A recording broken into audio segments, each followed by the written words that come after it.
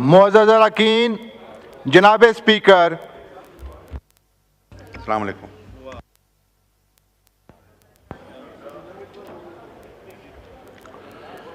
अऊज़ु बिल्लाहि मिनश शैतानिर रजीम।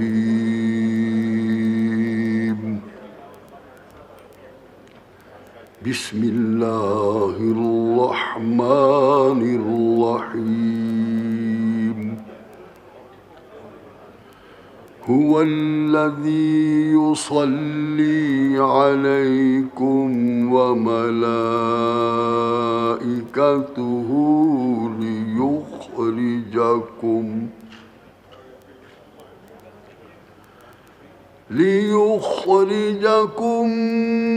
मिनज़्ज़ुलुमाति इलन्नूर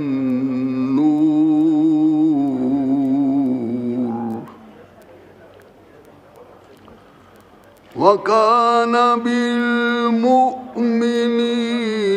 रहीमा। तहिय्यतुहुम यौमा यल्क़ौनहु सलाम व अअद्द लहुम अज्रन करीमा। या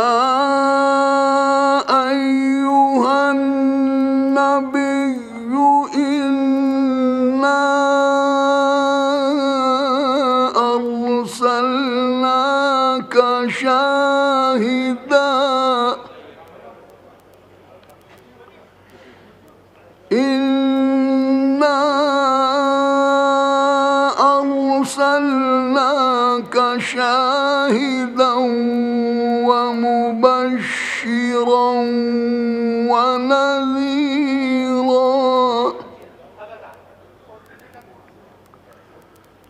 व दाइयन इलल्लाहि बिइज़्निहि व सिराजन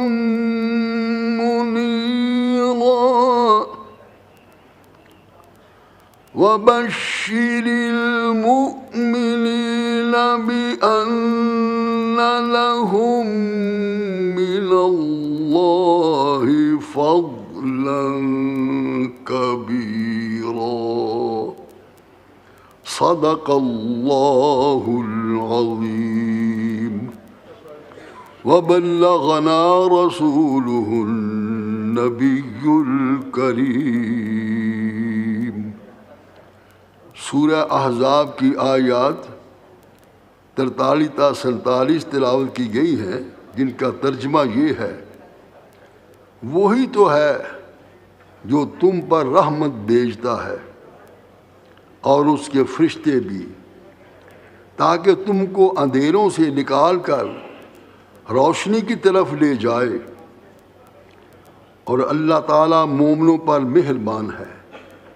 जिस रोज़ वो उनसे मिलेंगे उनका तोहफा अल्लाह ताला की तरफ से सलाम होगा और उसने उनके लिए बड़ा सवाब तैयार कर रखा है।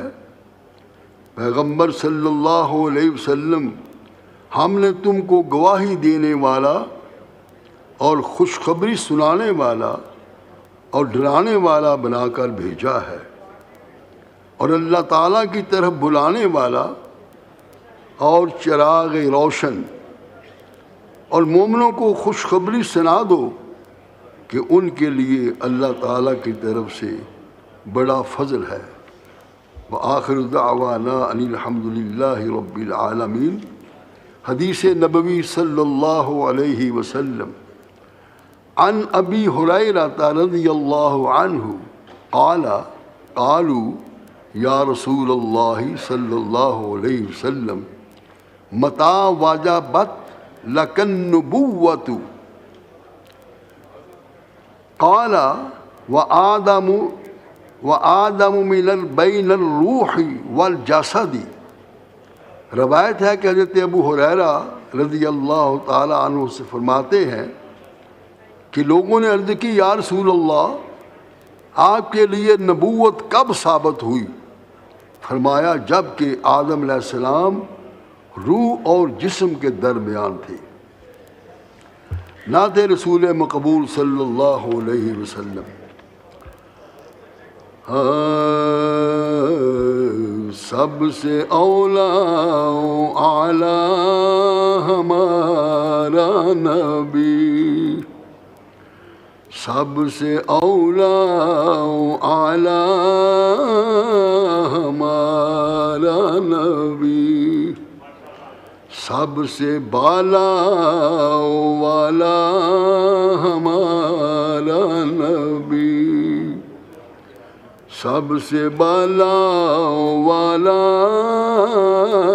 हमारा नबी, जिसकी दो बूंद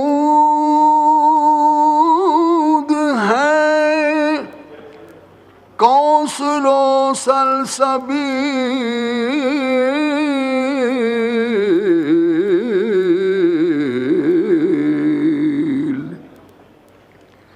जिसकी दो बूंद है कौसरो सलसबील,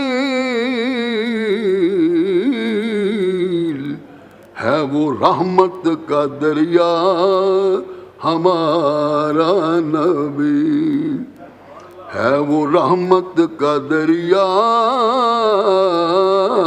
हमारा नबी।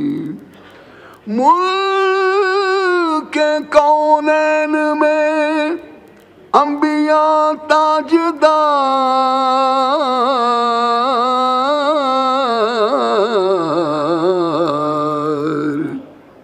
मुल्क कौनैन में अंबिया ताजदार, ताजदारों का आका हमारा नबी, ताजदारों का आका हमारा नबी, सबसे औला आला हमारा नबी।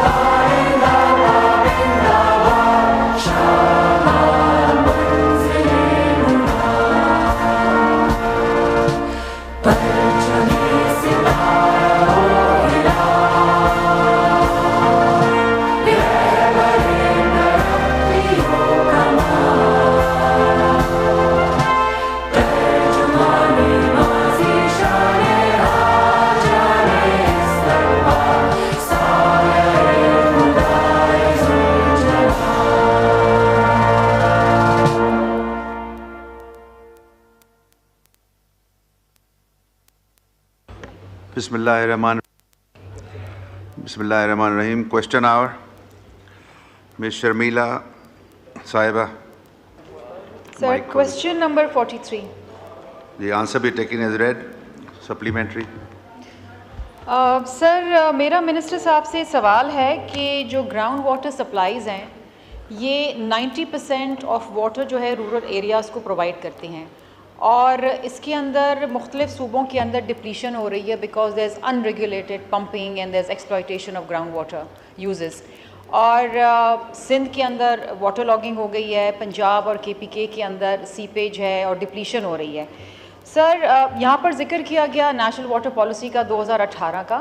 मेरा सवाल मिनिस्टर साहब से ये है कि क्या कोई ऐसी कोऑर्डिनेटिंग एजेंसी बनाई जा रही है जो आया इस ग्राउंड वाटर की मिसयूज़ को देख सके तमाम सूबों में और तमाम सेक्टर्स के अंदर, बिलखुसूस क्योंकि कोई इंटीग्रेटेड डेटाबेस नहीं है जिसके तहत हम ये देख सकें कि कौन सा सूबा कितना इस्तेमाल कर रहा है और कहाँ पर ज़्यादा डिप्लीशन हो रही है। और सर जो क्वालिटी है पानी का वो ख़राब होता जा रहा है, क्योंकि रूरल एरियाज़ में यही पानी जो है 90% हाउस होल्ड्स में इस्तेमाल किया जाता है पीने के लिए, जिससे बीमारियां पैदा हो रही हैं क्योंकि पानी की क्वालिटी बहुत ख़राब हो गई है। दूसरा ये है कि 50% ये पानी जो है ये इस्तेमाल किया जाता है इरीगेशन में। मैं पूछना चाहती हूँ कि फेडरल लेवल पे कोई कोऑर्डिनेटिंग एजेंसीज बनाने की कोई कोशिश भी की जा रही है to regulate all this or not? जी, मिनिस्टर वाटर रिसोर्सेज। सर ये वैसे तो बहुत बड़ा हमारा मसला है कि ग्लोबल टेम्परेचर्स जो हैं ग्रीन हाउस गैसेस एमिशंस की वजह से बढ़ रहे हैं, लेकिन सवाल में बिलखसूस ज़िक्र किया गया है हीट वेव का। मैं कुछ नंबर आपके सामने पेश करना चाहता हूं सर। पाकिस्तान में ओवरऑल जो नॉर्मल टेम्परेचर है वो 35.97 डिग्री सेंटीग्रेड है सर। इस साल टेम्परेचर जो है वो 34.95 डिग्रीज़ इस वक्त टेम्परेचर है सर। तो हीट वेव के कुछ कम से कम जो डेटा मुझे फ़राहम किया गया है सर, ये पाकिस्तान मीटरोलॉजिकल डिपार्टमेंट की तरफ से जो डेटा फ़राहम किया गया है उसके तहत सर अभी कम से कम हीट वेव नज़र नहीं आ रही सर। बलूचिस्तान में सर 1.09 डिग्री टेम्परेचर कम है। खैबर पख्तूनख्वा में सर 0.88 डिग्री टेम्परेचर कम है सर। पंजाब में 1.27 डिग्री टेम्परेचर कम है सर। सिंध में सर 1.53 डिग्री टेम्परेचर इस वक्त कम है सर। सिर्फ गिलगित बल्तिस्तान में 0.43 और आज़ाद कश्मीर में भी 0.28 टेम्परेचर ज़्यादा है। तो मैं थोड़ा सा ये वजाहत करना चाह रहा था कि हीट वेव वाला मामला थोड़ा सा आप ज़रा देख लें एक नज़र। और दूसरा यहाँ पे सवाल किया गया को ड्राउट के हवाले से, उसमें मैं ये गुजारिश करना चाहूँगा जैसा मैंने पहले आपको की सर, कि इस साल अप्रैल तक, आज मैं अप्रैल का डेटा लेकर आया हूँ, वो जैसे जैसे डेटा बढ़ता जा रहा है, हर दफ़ा जब आप सर मुझे तलब करते हैं तो स्पीकर साहब मैं नया डेटा लेकर आता हूँ, तो पहली अप्रैल तक 19.448 मिलियन एकड़ फुट पानी जो है वो डाउन स्ट्रीम कोटरी जा चुका है। हमारी जो ज़रूरियात हैं डाउन स्ट्रीम कोटरी में पानी जाने की वो 8 से 10 मिलियन एकड़ फुट हैं सर। तो अभी पूरा साल नहीं गुज़रा और तकरीबन 19.448 मिलियन एकड़ फुट पानी डाउन स्ट्रीम कोटरी जा चुका है सर पहली अप्रैल तक। इसकी वजह से वो ड्राउट वाली सिचुएशन बज़ाहिर नज़र नहीं आती कि पानी जो फ़्लो कर रहा है ओशन में, जो एवरेज 8 से 10, 8.5 से 10 मिलियन एकड़ फुट होना चाहिए, वो इस वक्त 18 आधे साल में हो चुका है। तो वो ड्राउट वाली भी कैफियत नहीं है। जो सवाल ग्राउंड वाटर का है चेयरमैन स्पीकर साहब, वो बहुत अहम सवाल है। हमारे यहाँ सर 18वीं तरमीम के बाद भी और 18वीं तरमीम से पहले भी ग्राउंड वाटर के तमाम मामलात जो हैं वो सूबों के पास हैं।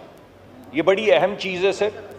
इसमें सूबों को 18वीं तरमीम में ज़्यादा एम्पावर कर दिया गया है तमाम इरिगेशन को मैनेज करने के लिए और तमाम ग्राउंड वाटर को मैनेज करने के लिए, मगर ये 18वीं तरमीम से पहले भी आइन के तहत सूबों ही के पास था ग्राउंड वाटर को मैनेज करना और इरिगेशन को मैनेज करना। इस वजह से ये ज़िम्मेदारी जो है ये प्राइमरीली सर सूबों की है। इसके बावजूद जनाब इस वक्त वफाकी हुकूमत ने जो कोशिश की है उसमें सर 4 सूबों की सूरत हाल मैं आपके सामने रख देता हूँ सर। पंजाब वाटर एक्ट 2019 पास कर दिया गया है सर। उस पंजाब वाटर एक्ट 2019 के तहत पंजाब वाटर रिसोर्सेज कमीशन बन चुका है, जो नर्व सेंटर है, कंट्रोल एंड कमांड सेंटर है ग्राउंड वाटर को रेगुलेट करने के लिए। और Punjab water resources regulatory authority जो है, जिसका काम कवानीन और रेगुलेशंस बनाना है, वो बन चुकी है। खैबर पख्तूनख्वा में स्पीकर साहब केपी वाटर एक्ट 2020 बन चुका है, जो उसी तरह का है जिस तरह का पंजाब में है। उसके तहत जो 2 ऑर्गेनाइजेशंस बननी है, या जितनी भी खैबर पख्तूनख्वा का सूबा चाहेगा ऑर्गेनाइजेशंस बनानी, वो अभी ज़ेर तकमील हैं, बन रही हैं, मगर कानून बन चुका है ग्राउंड वाटर को और पानी को मैनेज करने का। बलूचिस्तान के अंदर सर पॉलिसी नहीं बनी है। बलूचिस्तान में एक पुराना कानून है, सबॉर्डिनेट लेजिस्लेशन है, 1978 का Balochistan ground water rights administration ordinance. इस ऑर्डिनेंस के तहत बलूचिस्तान का ग्राउंड वाटर जो है उसको कंट्रोल किया जा रहा है। इसके रूल्स जो हैं वो 2014 में बने थे सर, और कुछ और अहम काम होने वाला है। सिंध में सर अभी ग्राउंड वाटर के हवाले से कोई कानून पास नहीं हुआ है, इस वजह से वहाँ पे हम बड़ी क्लोज कोऑर्डिनेशन में कोशिश कर रहे हैं कि वहाँ पे भी इसी तरह के कानून बन जाएं, ताकि पानी के हवाले से, ग्राउंड वाटर के हवाले से, उसकी जोनिंग के हवाले से कोई ऐसी चीज़ें आएँ जिससे ना वाटर लॉगिंग हो, ना सैलिनिटी हो, और जिन जगहों के ऊपर पानी की ज़रूरत है उन जगहों के ऊपर पानी पहुँचे। ये सूरत हाल है सर। वैसे हमारे ग्राउंड वाटर की जो सिचुएशन है वो अच्छी नहीं है, और हम इस पे बहुत सी मीटिंग सूबों के साथ करते हैं सर। और अब आपकी हिदायत के मुताबिक सर इससे भी ज़्यादा एफर्ट करेंगे और कोशिश करेंगे कि ग्राउंड वाटर की डिप्लीशन भी कम हो, सैलिनिटी भी कम हो, वाटर लॉगिंग भी कम हो। जिस जगह पे पानी नहीं पहुंचता एग्रीकल्चर पे, वहाँ पे पानी भी पहुँचे। लेकिन सर 18वीं तरमीम के बाद बिलखसूस ये अब हमारी जुरिस्डिक्शन नहीं रही, तो हम गुजारिश तो सूबों को कर सकते हैं जो कर रहे हैं, लेकिन वफाक के पास वो ग्राउंड वाटर को मैनेज करने की जुरिस्डिक्शन पहले भी कम थी, मगर 18वीं तरमीम के बाद अब हमारे पास वो जुरिस्डिक्शन नहीं रही सर। बहुत शुक्रिया। शुक्रिया। खुर्शीद जुनेजो साहब ऑन सप्लीमेंट्री। ऑनरेबल मेंबरान से गुजारिश है और मिनिस्टर साहब से भी कि थोड़ा ब्रीफ रखें, इसलिए कि ये हम लेजिस्लेशन जो भी हमारा एजेंडा है इसको कंप्लीट करके फिर पॉइंट ऑफ ऑर्डर पे मेरे पास लिस्ट आई हुई है अपोजिशन की भी और गवर्नमेंट की तरफ से भी, कुछ मिनिस्टर साहबान बोलना चाह रहे हैं, तो काइंडली ये ब्रीफ करें। और सिर्फ 2 सवाल होंगे। जी हो गया आपका सवाल। जी खुर्शीद जुनेजो साहब प्लीज़ प्लीज़, ये औरों को भी मौका मिलना चाहिए। ऑनरेबल मिनिस्टर ने जो एक सवाल पे है जवाब दिया है वो घुमा के थोड़ा सा दिया है। ज़ाहिर है कि 18 अमेंडमेंट के बाद जो है ये सूबों के पास है, पूरी की पूरी जो है चली गई। मगर यहाँ पर जो है हीट वेव पे भी बात की है, क्लाइमेट चेंज के ऊपर भी बात की है, और फिर वो भी बताया गया कि जो है पानी जो है गुलाबंद बैराज से नीचे जो है वो एक्सेस में जा रहा है, बिल्कुल जा रहा है।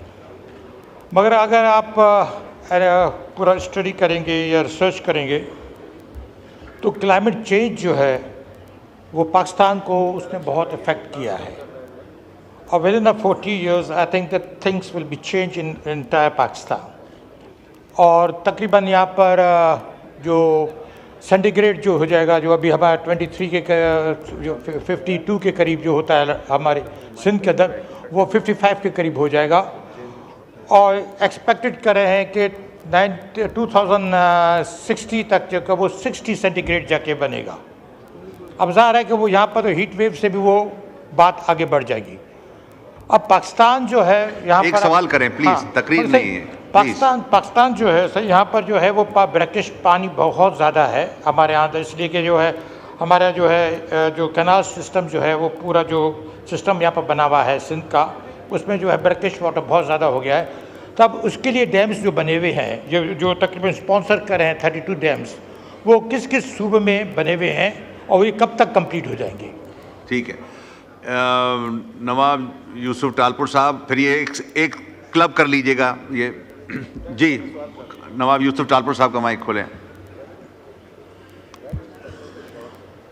Thank you mister speaker sir.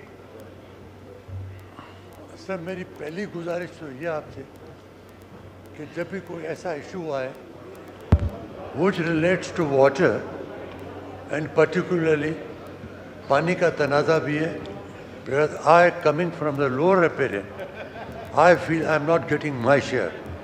the Sindh government. And therefore इस पे और जो क्वेश्चंस पे आप लिमिट रखते हैं दो की, इसमें आपको थोड़ी सी वो देनी चाहिए फ्लेक्सिबिलिटी. माय क्वेश्चन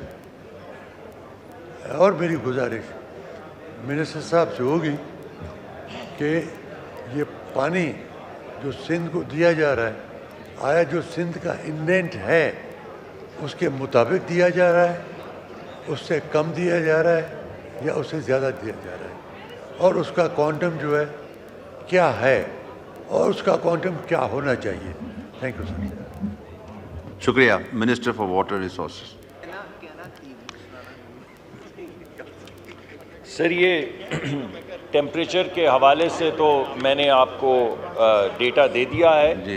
क्योंकि सिंध का जिक्र हुआ है तो सिंध का नॉर्मल टेम्परेचर इस वक्त 36.17 डिग्री सेंटीग्रेड होना चाहिए. इस वक्त सिंध का टेम्परेचर 34.64 डिग्री सेंटीग्रेड है, मगर जो आपने कहा है वो बिल्कुल ठीक है. क्लाइमेट चेंज की वजह से मैं भी ये समझता हूँ कि हमें इससे ज़्यादा एफर्ट करनी चाहिए. सर हमारे डैम्स जो हैं सर उनको मैंने लिस्ट कर दिया है. उनकी सर कैपेसिटीज़ भी मेरे पास मौजूद हैं क्योंकि आपने मुझे मुख्तसर करने को कहा है. तो अगर आप इजाज़त देंगे तो मैं मोअज़्ज़ज़ मेंबर के साथ बैठ जाऊंगा और उनको तमाम तफसीलात जो हैं उनके सामने रख दूंगा, वरना हर डैम की ये तफसील मेरे पास मौजूद है. सर जो लोअर रायबेरियन की बात हुई है सर, मैंने जो 19.44 मिलियन एकड़ फुट जो समंदर में पानी जा रहा है वो सर लोअर रायबेरियन का ही मैं ज़िक्र कर रहा हूँ, तो मैंने अपर रायबेरियन का ज़िक्र नहीं किया.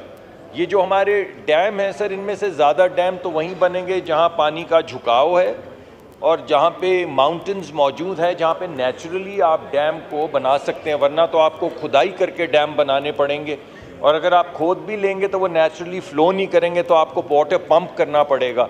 इस वजह से जो डैम्स की नेचुरल जो जगह हैं वो ऐसी हैं जहाँ पे पहाड़ हों, 3 जगह से पहाड़ पहले से बने हों और एक जगह से आप उसको पानी को नेचुरल फ़्लो में ब्लॉक कर दें तो वहाँ डैम बन जाता है. इस वजह से जहाँ जहाँ पहाड़ी इलाके हैं और जहाँ पे पानी डाउनवर्ड फ़्लो कर रहा है वहाँ पे डैम बनाए जाते हैं, मगर तफसीलात एग्जैक्टली मेरे पास हैं कहाँ कहाँ कौन सा डैम बन रहा है.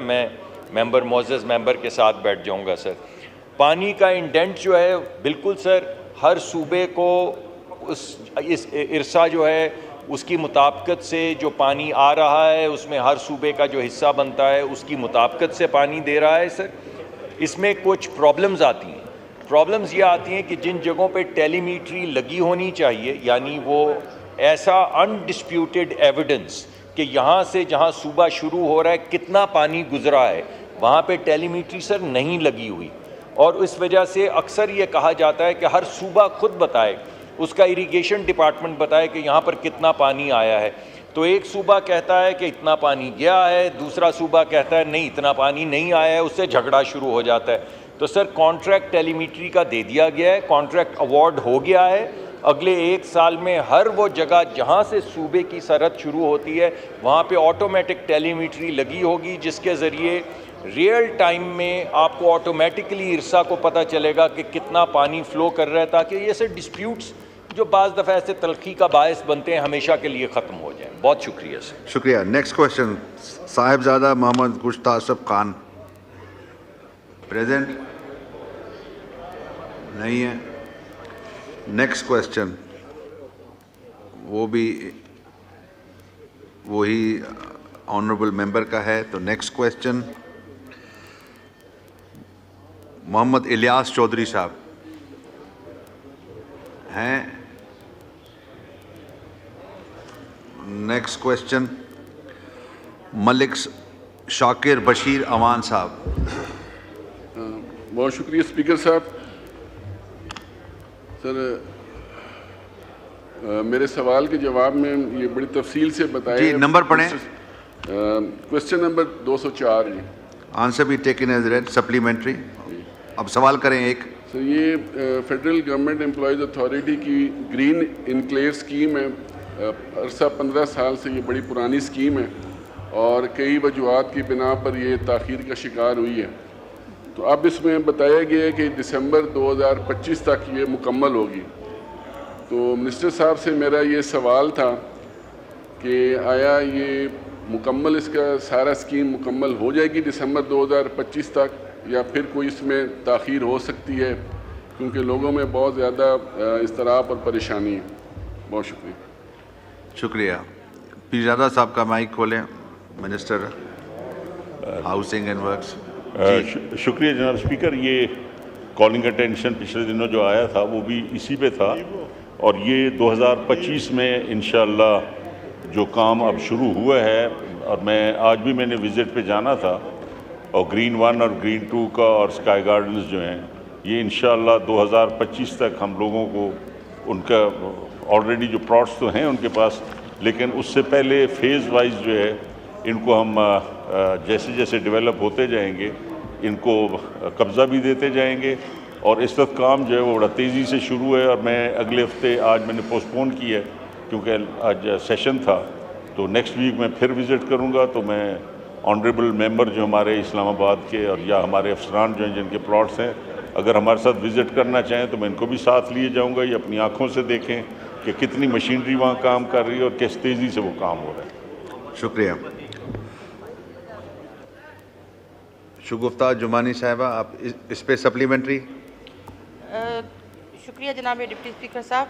सर, मैं आपकी तरफ से मिनिस्टर साहब से ये पूछना चाहूँगी कि चूँकि हाउसिंग एंड वर्क्स का एक डिपार्टमेंट है PWD, उसमें से बहुत ज़्यादा डाउन साइजिंग हो रही है, और तकरीबन ये मेरे पास लिस्ट मौजूद है 179 वो इंजीनियर जो पोजीशन होल्डर हैं, जो गोल्ड मेडलिस्ट हैं, और उनको इंजीनियर्स हैं और बाकायदा उनके पास डिग्री है, लेकिन अभी उनको ये कहा जा रहा है कि जी आप इंजीनियर नहीं हैं इसलिए आप छुट्टी करें, ना कोई नोटिस है ना कोई इंटीमेशन है, और उनको घर भेजा जा रहा है, जिसकी वजह से उन एम्प्लॉयज़ में बहुत ज़्यादा मायूसी फैल रही है, और बहुत ज़्यादा उनमें गुस्सा भी है। और मैं ये पूछना चाहूँगी मिनिस्टर साहब से कि इनका कसूर क्या है कि आप उनको अपने रोज़गार से अलहदा कर रहे हैं, उनका कसूर बता दें। ओके जी, मिनिस्टर साहब। पीरजादा साहब का माइक। गवर्नमेंट की पॉलिसी के मुताबिक अभी तक तो खैर कोई पॉलिसी स्टेटमेंट में देने को तैयार यहाँ नहीं हूँ, क्योंकि अभी तक ना वो डिवॉल्व हुआ है ना कोई ऐसा एक्शन हुआ है, और अभी असेंबली में भी हमने बिल लाना है, वो भी अभी तक नहीं आया, क्योंकि अलाइड पार्टनर्स जो हमारे हैं उनके साथ जब तक मशावरत प्रॉपर नहीं हो जाती, और उस वक्त तक मैं कोई बयान भी नहीं दे सकता, और ना ही इनका अभी तक कोई फ्यूचर ऐसा ख़तरे में नहीं है। और अगर जो पॉलिसी बनेगी वो इन मेंबर्स की साथ शेयर करके और उसके मुताबिक होगा, किसी के साथ कोई ज़्यादती नहीं होगी, क्योंकि ये गवर्नमेंट सर्वेंट्स हैं, कवानीन में तरमीम की ज़रूरत है और वो उनकी नौकरियां पक्की हैं, तो वो जब तक वो तरमीम नहीं होगी, जब तक ये पूरा पॉलिसी मैटर नहीं आता, मैं उस वक्त तक बयान भी नहीं दे सकता, और फ़िलहाल इनको कोई ख़तरा नहीं है। शुक्रिया। नेक्स्ट क्वेश्चन, राय हसन नवाज साहब।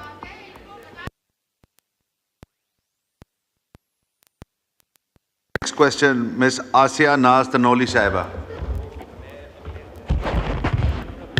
Question number 206। आंसर भी टेकन एज रेड, सप्लीमेंट्री। मेरा सवाल निजी अस्पतालों की नर्सेस के हवाले से था। सर, मैं ये पूछना चाहूँगी कि मिनिमम जो तनख्वाहें हैं वो 37,000 रुपये हैं। परसों अता तारड़ साहब ने PTV के और मुख्तलिफ़ चैनल्स के हवाले से बात की कि जी उनकी मिनिमम वेज 37,000 रुपये की गई, और वो माशाल्लाह बहुत अच्छी और खुशाइन बात है कि मिनिमम जो वेजेस हैं वो 37,000 हैं। इस महंगाई के दौर में सर मैं ये कहना चाहूँगी कि वो नर्सेस जो रात और दिन मरीज़ों की खिदमत करती हैं, NICU जो कि बच्चों का वार्ड है और इंतहाई नगहदाश्त का वार्ड है, उसमें अपनी खिदमत करती हैं बच्चों की, और ऐसे हालात में कि जब बच्चों की सिचुएशन भी ऐसी होती है उस दौरान भी। तो पहले तो मुझे ये बताइएगा कितने ऐसे हॉस्पिटल हैं, निजी हॉस्पिटल इस्लामाबाद में, कि जो लेटर इन्होंने मुझे इसके साथ दिया है जवाब के साथ, वो उन हॉस्पिटल्स को दिया गया है ताकि उनकी निगरानी हो सके। और ये पहले क्यों नहीं किया गया कि जब ये जिस टाइम ये मिनिमम वेजेस का आया था उस वक्त ये निजी हॉस्पिटल के ऊपर क्यों लागू नहीं हुआ? सर, इतने हालात में जब सैनिटरी वर्कर्स की तनख्वाहें भी 37,000 रुपये होनी चाहिए, तो उन ख़वातीन और उन नर्सेस की क्यों 37,000 रुपये नहीं की गई, जो कि इतनी खिदमत कर रही होती हैं मरीज़ों की, हॉस्पिटल्स की? तो सर, इसके बारे में मुझे बताइएगा कि अब किस तरह उसकी निगरानी की जाएगी उन हॉस्पिटल्स की कि उनकी तनख्वाहें जो है बढ़ाई जा सकें। जी, तारड़ साहब का माइक खोलें। Minister information. जी, ऑनरेबल डिप्टी स्पीकर, मैं I will be very brief और प्लीज आप पॉइंट ऑफ ऑर्डर पे इधर भी बात करनी, इधर भी करनी है जी। तो मैं लंबे चौड़े फलसफे में नहीं जाऊंगा। सिर्फ मेरी गुजारिश ये है कि हुकूमत ने Islamabad health care regulatory authority के तहत एक डायरेक्टिव तमाम अस्पतालों को जारी कर दिया है कि जो 37,000 मिनिमम वेज डिटर्मन की गई है उसको 100% इम्प्लीमेंट किया जाए। मगर अभी तक जो मुख्तलिफ अस्पताल नर्सिस का और पैरामेडिकल स्टाफ का उनकी जो सैलरीज हैं उनका तयन करते हैं, इस वक्त नर्सिस की 30,000 से 50,000 के दरमियान पैकेज है, जो कि मिनिमम 37 होना चाहिए, और जो पैरामेडिकल स्टाफ है उसका इससे भी कम है, वो 20,000 से 30,000 है।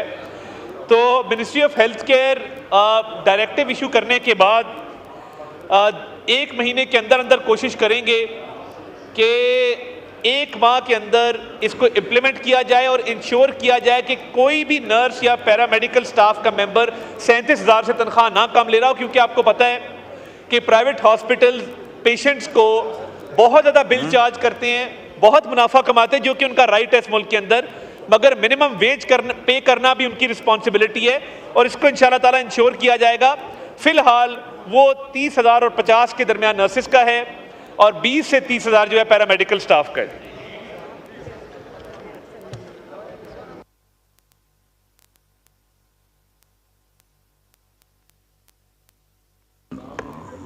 नुज़रत सादिक साहिबा on supplementary, please be brief, बहुत सारे सवालात हैं। शुक्रिया जनाब speaker, thank you so much. ये बड़ा अच्छा क्वेश्चन उन्होंने किया और ये बड़ा नोबल प्रोफेशन के बारे में है। और एक रिपोर्ट के मुताबिक आपको पता है कितनी डिमांड है इसकी नर्सिंग की, और कैप्चर किया हुआ है मार्केट को मलेशिया ने, बिकॉज ज़्यादातर नर्सेज जो है वो मलेशिया जो है वो भेजता है बाहर। पाकिस्तान को इस वक्त जो एक रिपोर्ट है उसके मुताबिक 60,000 नर्सेज की ज़रूरत है और एक रिपोर्ट कहती है कि 1 मिलियन। हाँ, यकीनन शॉर्टेज है यहाँ पे। और एक इकोनॉमिक सर्वे कहता है कि रजिस्टर्ड नर्सेज जो हैं 2020 में 1,16,000 कुछ थी। तो ये 200 मिलियन लोगों के लिए बहुत कमी है इनकी। तो मेरा सवाल ये है कि ऑनरेबल मिनिस्टर साहब बताएंगे क्या वो नर्सिंग को एज अ सब्जेक्ट इंट्रोड्यूस कराना चाह रहे हैं, और अगर वो कर दें तो ये बहुत आसानी हो जाएगी और हमारी ये कमी भी पूरी होगी और ये बाहर भी जा सकेंगी। बहुत शुक्रिया। जी, minister information. Honourable senior member Nuzrat Sadiq साहिबा ने जो नर्सिंग के हवाले से सवाल किया, पूरी दुनिया में नर्सिस की इस वक्त बहुत मांग है, बहुत डिमांड है, और इस हवाले से ऑलरेडी जो हमारा स्किल डेवलपमेंट का इदारा है नेफ्टेक, उसको ये हिदायत वज़ीर-ए-आज़म साहब की तरफ से जारी कर दी गई हैं कि ना सिर्फ लोकली बल्कि बाहर मिडल ईस्ट के अंदर, यूरोप के अंदर जो नर्सेज की डिमांड है उसको पूरा करने के लिए नर्सेज को ट्रेन किया जाए, और ये जो ट्रेनिंग्स दी जाएँ इसमें इंटरनेशनल स्टैंडर्ड्स का, इंटरनेशनल क्वालिटी का इसका ख्याल रखा जाए। तो ये जो सब्जेक्ट को इंट्रोड्यूस करने के हवाले से इनकी तजवीज़ है। यहाँ पे जो अफसर बैठे मैंने कहूँगा इसको नोट कर लें, और जो हमारे कोऑर्डिनेटर ऑन हेल्थ हैं उन्हें कहूँगा कि इस पर बाकायदा ऑनरेबल मेंबर से मीटिंग करके तो इस बात को तय कर लें कि नर्सिंग को एज अ सब्जेक्ट इंट्रोड्यूस किया जाए, और जो नेफ्टेक ट्रेनिंग्स कर रहा है बाहर भिजवाने के हवाले से और लोकली डिमांड को पूरा करने के हवाले से, और पाकिस्तानी नर्सेज की बाहर बहुत डिमांड है, तो आई थिंक इसको पूरा करने के लिए नेफ्टेक को भी अपने नंबर्स को, अपनी कैपेसिटी को बढ़ाना होगा, उस पर काम हो रहा है। जी इंशाल्लाह। जी, मुनज़्ज़ा हसन साहिबा। जी शुक्रिया स्पीकर, डिप्टी स्पीकर साहब। मैंने ये कहना था जी, ये जो नर्सेज की सैलरी पैकेज इन्होंने दिया है 30 to 50,000, एक नर्स को बनने में, अपनी तालीम कंप्लीट करने में 4 साल लगते हैं, अगर आप उसको 30 से 50 हज़ार देंगे तो डेफिनेटली वो ये पाकिस्तान छोड़ के वो बाहर जाएंगे।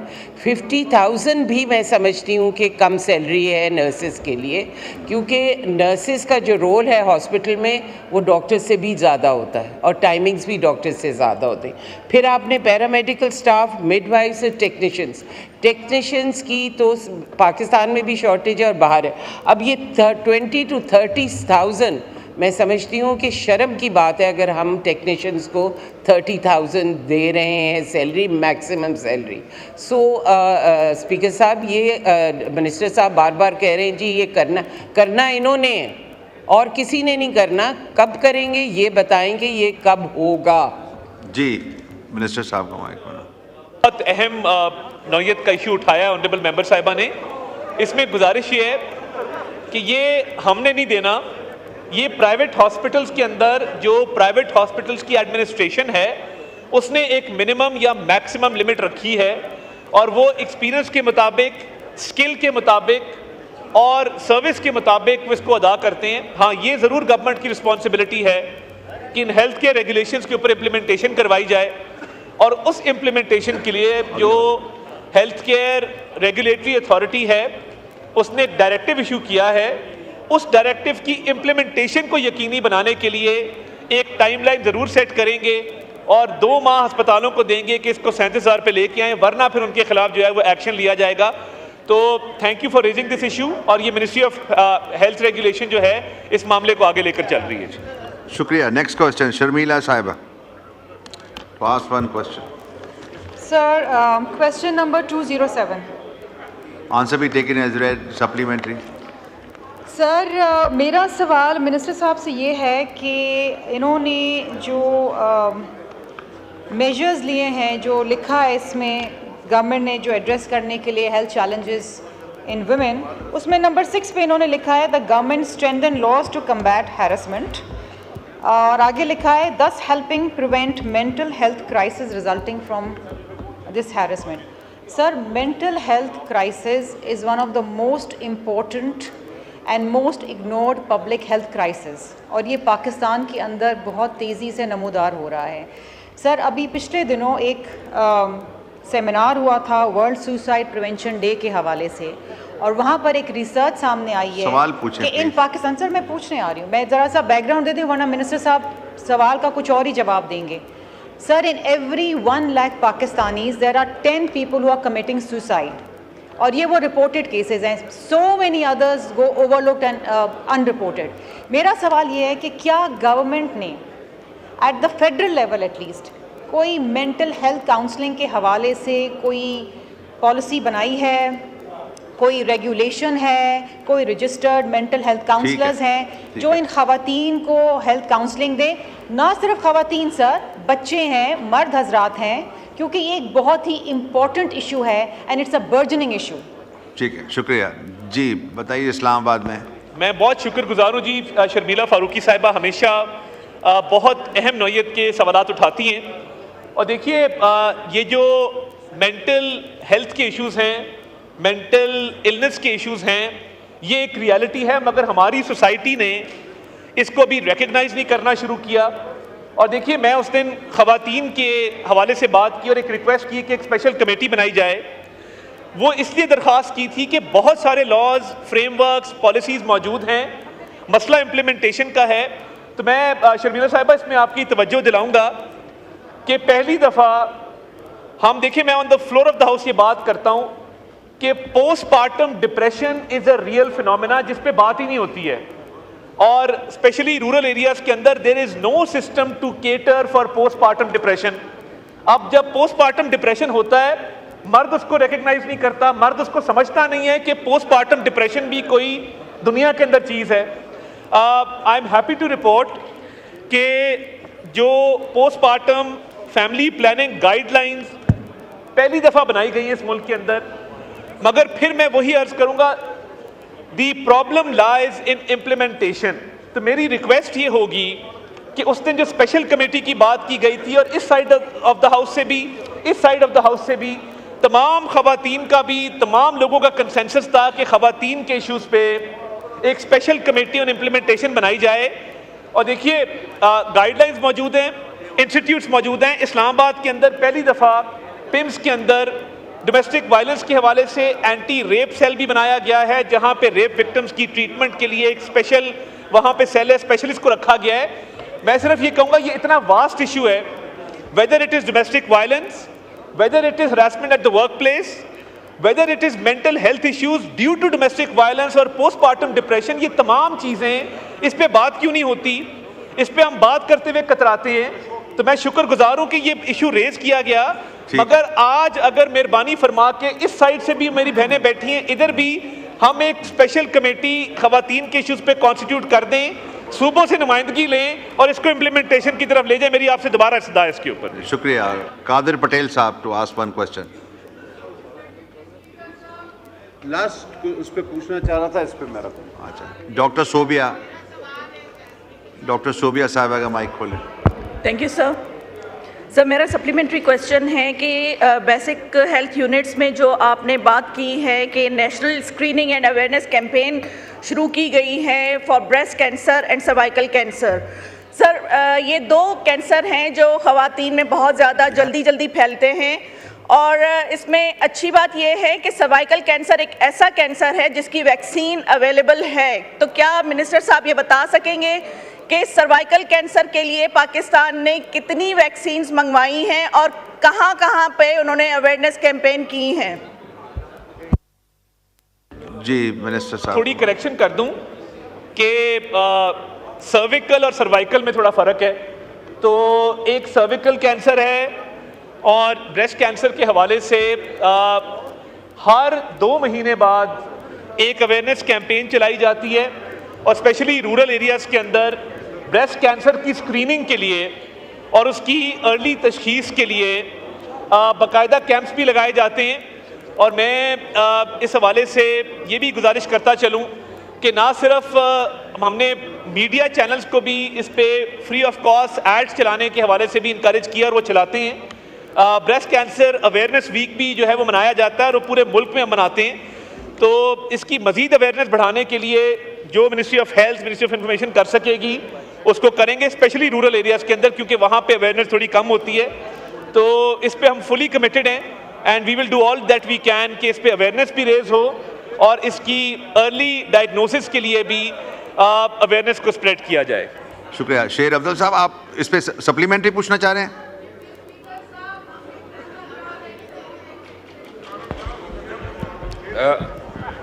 थैंक यू स्पीकर साहब। मैं तो उस दिन आपने मुझे कहा कि आपको मैं बारी देता हूं और फिर आप तशरीफ़ ले गए। सिर्फ एक गुजारिश करना चाहता हूं। नहीं, ये क्वेश्चन आवर में नहीं है, इसकी बात कर लीजिएगा। चलिए ठीक है जी। शुक्रिया शुक्रिया। जी शाहिदा साहब अगर माइक खोलें। स्पीकर साहब, यहाँ पे हेल्थ के हवाले से इम्यूनाइजेशन का जिक्र है। वैक्सीन प्रोग्राम गवर्नमेंट की अपनी एक स्ट्रेटजी तो होगी, लेकिन जनाब स्पीकर हमें मुहर्रकात की तरफ भी जाना चाहिए। दही इलाके जहाँ पे आपको क्लीन वाटर फॉर ड्रिंकिंग भी नहीं मिलता और जहाँ पे इंडस्ट्रियल वेस्ट के लिए कोई पॉलिसी नहीं है। मेरा क्वेश्चन ये है कि जो इंडस्ट्रियल वेस्ट है, when it seeps to the ground and the water becomes contaminated due to the heavy traces of the heavy metals, arsenic or lead particularly, so then water is unfit for drinking. तो ना ये सिर्फ carcinogenic है, बल्कि ये इसे multiple जो आप देखें बीमारियां बच्चों की जो है वो टाइफाइड, हैज़ा, ये सब कुछ उसी से फैलता है। क्या हम इसकी तदारक के लिए गवर्नमेंट के पास कोई एक जामिया पॉलिसी है कि आप साफ़ पीने का पानी ही दे दें आवाम को, ताकि हमें नजात मिले? और ये सेहत के उसूल जितने भी आप बताते हैं इंडिकेटर्स अपनी जगह पे ठीक है, लेकिन जो रीज़न है बेसिक उसके लिए क्या किया जा रहा है? Thank you. मैं तो सर पहले ये अर्ज करूँगा कि इसमें 18वीं तरमीम के तहत सूबों के साथ बड़ी अच्छी कोऑर्डिनेशन है और अब देही इलाकों में इंडस्ट्री नहीं लगती। इंडस्ट्री के लिए इंडस्ट्रियल एस्टेट्स और स्पेशल इंडस्ट्रियल जोन्स जो हैं वो आइडेंटिफाई किए गए हैं। वो चाहे कैपिटल डेवलपमेंट अथॉरिटी हो, वो चाहे सूबों के अंदर उनकी अपनी डेवलपमेंट अथॉरिटीज़ हों, इंडस्ट्रीज़ डिपार्टमेंट ये इंश्योर करता है कि इंडस्ट्री आप कहीं भी उठ के नहीं लगा सकते हाँ, जो पुरानी इंडस्ट्रीज़ इन पॉलिसीज से आने से पहले की इस्टेब्लिश हैं उनकी रीलोकेशन के लिए, और वहाँ पे जो वाटर टेबल कंटेमिनेट होता है उसके लिए ऑलरेडी बहुत काम हो रहा है। इस्लामाबाद में इधर बैठे हैं डॉक्टर तारिक फजल भी, अंजुम वकील साहब भी, राजा खुरम साहब भी।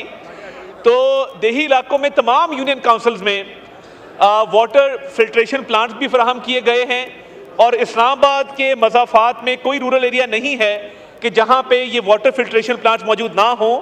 और दोबारा मैं at the cost of repetition, अब देही इलाकों में इंडस्ट्रीज लगाने की इजाज़त नहीं है, वो जोन्स में लगेंगी, इंडस्ट्रियल स्टेट्स में लगेंगी, डेजिग्नेटेड एरियाज में लगेंगी। शुक्रिया। जोरा वदूद फातमी साहिबा, आज सप्लीमेंट्री, प्लीज बी ब्रीफ। बहुत शुक्रिया स्पीकर साहब। अभी मिनिस्टर साहब ने कहा है कि सर्वाइकल कैंसर के लिए अवेयरनेस हर 2 महीने पे होती है। क्या ये मुझे बता सकते हैं कि ये कहाँ होती है, क्योंकि मैंने अभी तक सर्वाइकल कैंसर के बारे में नहीं सुना है। ब्रेस्ट कैंसर की ज़रूर होती है, वो भी thanks to the international organisations जिन्होंने हम लोगों को भी ये अकल सिखा दी है कि इस पर अवेयरनेस की बहुत ज़रूरी है। एक दूसरी चीज़ है स्पीकर साहब, वो ये है कि पाकिस्तान में जेनेटिक्स बीमारियां जो हैं वो बच्चों में बहुत ज़्यादा फैल रही है, जैसे थैलेसीमिया है, ALS है, ये बीमारियां। इसकी भी अवेयरनेस की पाकिस्तान में बहुत ज़्यादा ज़रूरी है, क्योंकि ये अब पूरा ख़ानदान का ख़ानदान जो है ना इसमें फंस जाता है अगर बच्चों को ये बीमारी होती है तो। और उसकी लाइफ स्पैन इतनी छोटी होती है कि वो 18 साल से ज़्यादा वो बच्चे ज़िंदा नहीं रह सकते हैं अगर जिनको ये बीमारी होती है। उसके लिए ब्लड टेस्टिंग का जब हम लोगों ने बिल पेश किया था, वो पाकिस्तान में अनफॉर्चुनेटली फेडरेशन में नहीं ये पास हुई है। तो ये ब्लड कैंसर ब्लड टेस्ट बहुत ज़रूरी होती है शादी से पहले, ताकि लोगों में ये आगाही आ जाए कि उनमें कोई बीमारी है कि नहीं है। तो ज़रा मिनिस्टर साहब मुझे बता दीजिए कि ये कहाँ पे होती है और किस जगह पे होती है, ताकि हम लोग भी वहाँ जा सकें। जी मिनिस्टर मुनज़्ज़ा साहिबा का भेजे जी, मैं फिर इकट्ठा जवाब दे दूँ। हाँ, ये क्लब कर लीजिएगा मिनिस्टर साहब, एक सेकंड। जी जी, माइक खोलें। स्पीकर साहब, सवाल भी सारे नून लीग के हैं और सप्लीमेंट्री सवाल भी उन्हीं के। अब हमें तो मौका ही नहीं देते सप्लीमेंट्री करने का, सवाल भी उन्हीं के आते हैं, हमारा कोई सवाल नहीं आता, और फिर सप्लीमेंट्री भी उन्हीं को दे देते हैं। आप वो सामने देखने के बजाय थोड़ा सा इस तरफ भी देखें प्लीज़। इसका कोई तरीक़ेकार है वो, अगर आप टाइमली सवाल जमा कराएंगे तो जाहिर है आपके सवाल आएंगे। और जी मिनिस्टर साहब। ऑनरेबल मेंबर ज़ारा वदूद फातमी साहिबा, मैं तो बड़ा मुख्तसर रख रहा हूँ, मैं तो कोशिश करूँगा कि 30 सेकंड से ऊपर ना जाऊँ, मगर मुतमईन करना भी मेरा काम है। मैं सर गुजारिश ये कर रहा था कि देखें, जो बीमारी जितनी कॉमन होती है उसकी अवेयरनेस भी उसी हिसाब से होती है। अगर आप ग्लोबल फिगर्स देखें तो globally 40,000 women die from breast cancer, और अगर सर्विकल कैंसर देखें तो उसका फिगर 13,000 के ऊपर है। तो cervical cancer is not a very common cancer, breast cancer is very common, और वो बढ़ता जा रहा है। ये WHO के फिगर्स हैं, आप इसको वेरीफाई कर सकते हैं। इस हवाले से जो अवेयरनेस कैंपेन्स चलाई जाती हैं अर्बन एरियाज़ में, रूरल एरियाज़ के अंदर, जो अस्पतालों के अंदर, प्राइवेट और सरकारी अस्पतालों के अंदर बाकायदा कैंपेन्स रखी जाती हैं, ब्रेस्ट कैंसर स्क्रीनिंग्स रखी जाती हैं, वो बड़े तवातर से हो रही हैं। मगर I am open to suggestions, अगर ऑनरेबल मेंबर साहिबा चाहेंगी तो हम इसका जो है वो फ्रीक्वेंसी बढ़ा देंगे, और इनकी तरफ से 2 तजावीज़ आएंगी, उस पर इम्प्लीमेंटेशन इंश्योर करना हमारा काम है। शुक्रिया। Next question miss Tahira Aurangzeb साहिबा। अल्लाहु अकबर, अल्लाहु अकबर, अल्लाहु अकबर, अल्लाहु अकबर। अशहदु अन ला इलाहा इल्लल्लाह,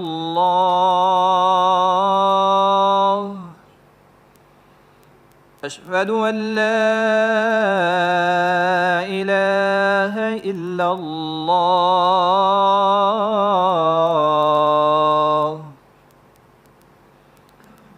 1 أشهد أن محمدًا رسول الله أشهد أن محمدًا رسول الله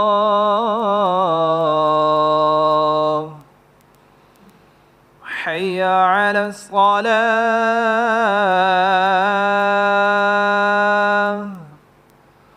حي على الصلاة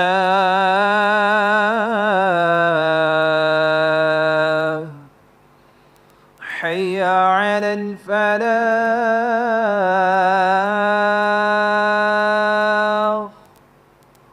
حي على الفلاح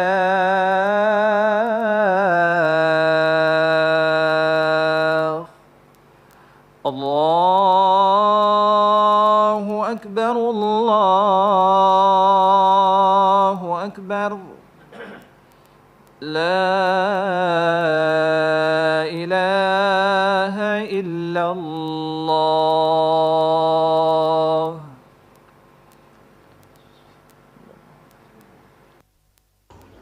ताहिरा औरंगजेब साहब का mike. Thank you deputy speaker साहब। क्वेश्चन नंबर 208 भाई कांते छाड़ू जी। आंसर भी टेकन एज रेड सप्लीमेंट्री। मेरा ये बड़ा मिनिस्टर साहब से मुद्दवाना सवाल है कि पिछली गवर्नमेंट में एक तजवीज़ दी गई थी कि सरकारी मुलाजमीन को भी इस हेल्थ कार्ड में शामिल किया जाएगा।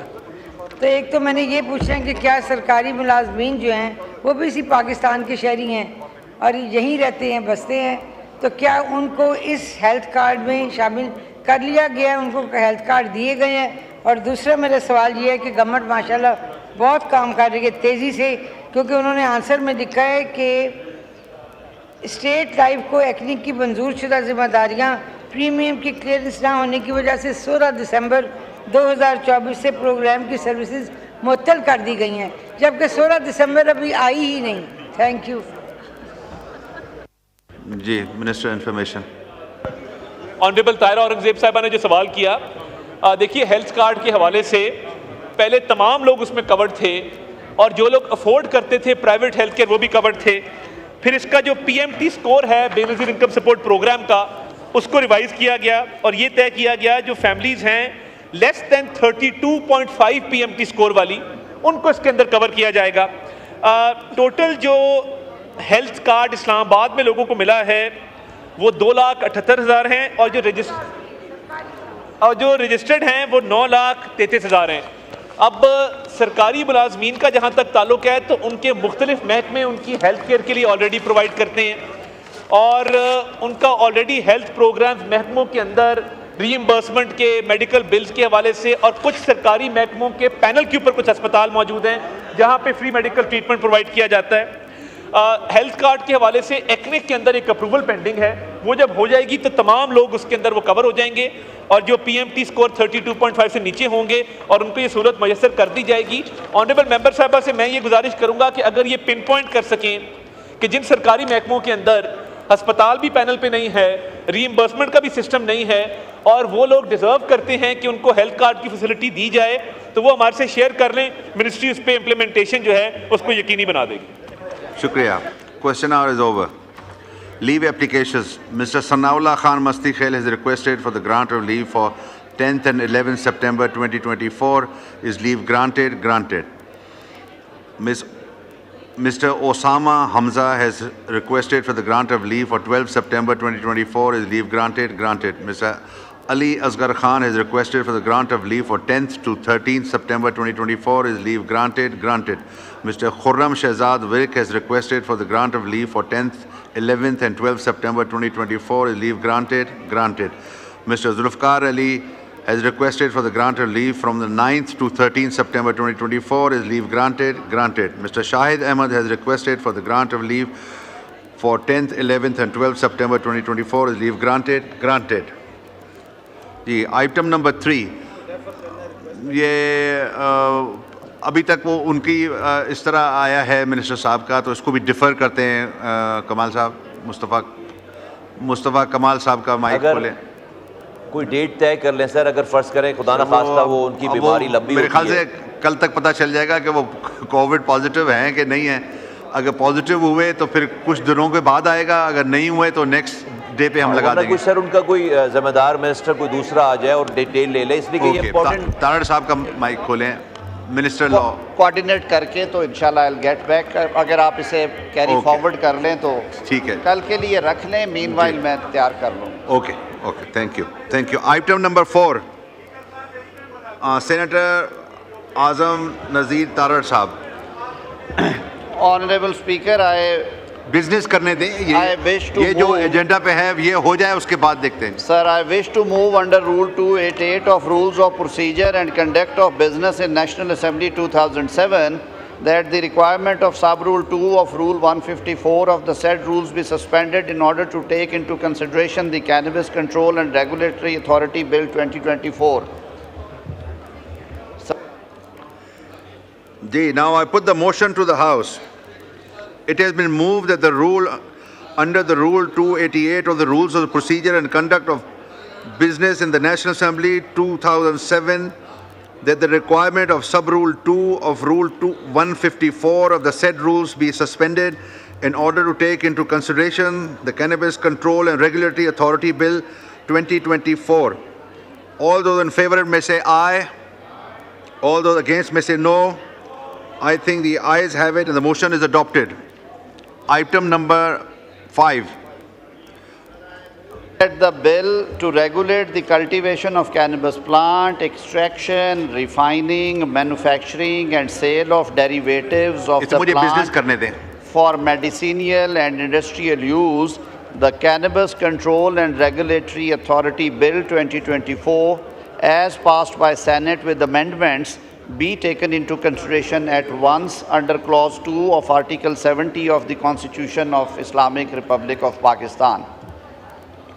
Shukriya. Now I put the motion to the House. It has been moved that the bill to regulate the cultivation of cannabis plant, extraction, refining, manufacturing and sale and derivatives of the plant for medical and industrial use, the Cannabis Control and Regulatory Authority Bill 2024, as passed by the Senate with amendments to be taken into consideration at once under Clause 2 of Article 70 of the Constitution of Islamic Republic of Pakistan.